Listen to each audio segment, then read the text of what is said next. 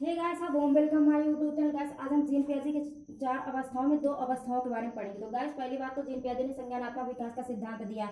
इसके बारे में हम फर्स्ट वीडियो में पढ़ चुके हैं, बेसिक जानकारी। आज हम उनके अवस्थाओं के बारे में पढ़ेंगे जिनमें से क्वेश्चन बनता है। समायोजन एवं समावेशन मैंने पहले ही एक वीडियो में बना के अपलोड कर दिया, आप जाके देख सकते हैं। और इतने अच्छे तरीके से समझा कि आपके एक बार में ही समझ में आ जाएगा।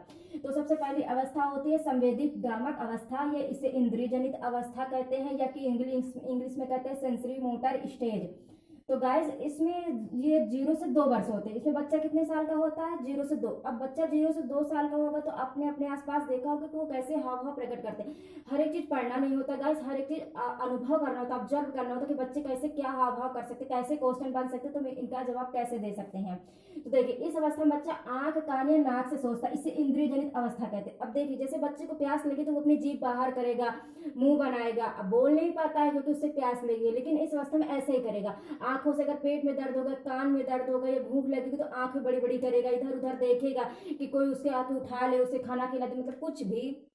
जो छोटा होता है, जैसे मान लीजिए भूख लगी है उसको, या उसके पेट में दर्द हो, या उसके कान में दर्द हो, या कि कुछ भी उसकी प्रॉब्लम है, तो वो रोने लगता है। तो उसके घर वाले समझ जाते हैं, उसकी माँ समझ जाती है कि बच्चे को कोई दिक्कत है। तो इसीलिए इसे संवेदी प्रेरक अवस्था कहते हैं, क्योंकि बच्चा काफी छोटा होता है और अपने से कुछ कर नहीं पाता है, केवल हाव भाव ही प्रकट कर पाता है। अब नेक्स्ट अवस्था आती है पूर्व संक्रियात्मक, जिसे जिसे हम पूर्व संक्रियात्मक अवस्था कहते हैं। इसमें बच्चा 2 से 7 वर्ष का होता है। अब इससे बच्चा थोड़ा बड़ा हो गया। अब जब थोड़ा बड़ा हो गया तो बच्चा इसमें क्या करता है, इसमें बच्चा इस अवस्था में बच्चा अपने परिवेश की वस्तु को पहचानने लगता है। आपने देखा होगा कि अगर आप बोलोगे कि जाओ अपना कपड़ा लेके आओ, तो वो अपना कपड़ा उठा के लाएगा। उस बोलोगे कि जाओ दादाजी का लाओ, जाओ मम्मा का लाओ, जाओ पापा का लाओ, तो वो ले आएगा। इस अवस्था में क्या होता है कि जब तक उसके सामने कोई वस्तु, जैसे मान लीजिए संवेदित गामा का अवस्था, इस अवस्था में क्या होगा, मान लीजिए कि बच्चे के पापा हैं, तो जब तक उसके पापा उसके सामने रहेंगे तो वो समझेगा कि मेरे पापा है। लेकिन अगर उसके पापा चले गए तो उसे पता भी नहीं होगा कि पापा कौन है, क्योंकि इस अवस्था में केवल जो चीज उसके सामने रहती है उसी चीज को वो अनुभव करता है, उसी चीज को देखता है। लेकिन इस अवस्था में पूरी उसको अनुभव करके सीख जाता है कि उसके पापा कौन है, मम्मा कौन है, दादा कौन है, दादी कौन है, नाना कौन है, सबको जानने लगता है, अनुभव करने लगता है।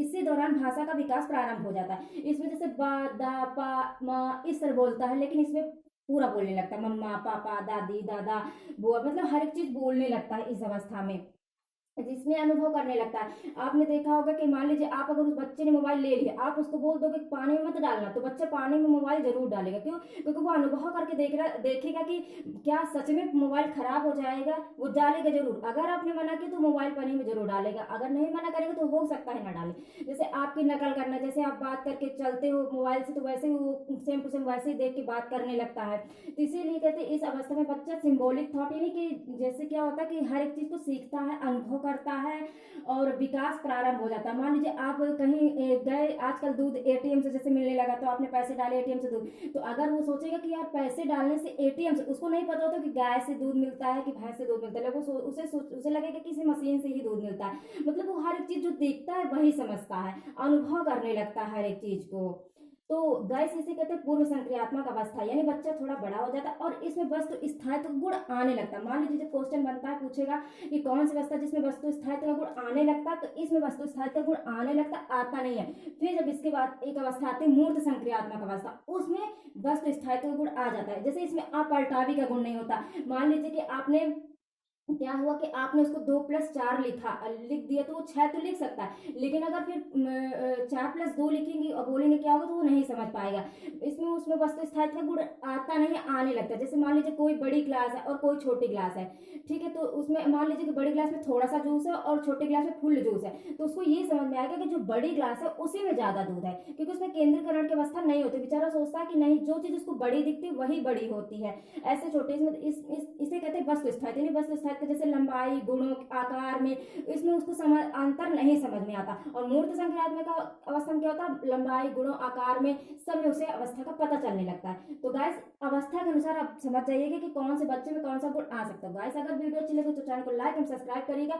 नेक्स्ट वीडियो के लिए थैंक्स फॉर वॉचिंग।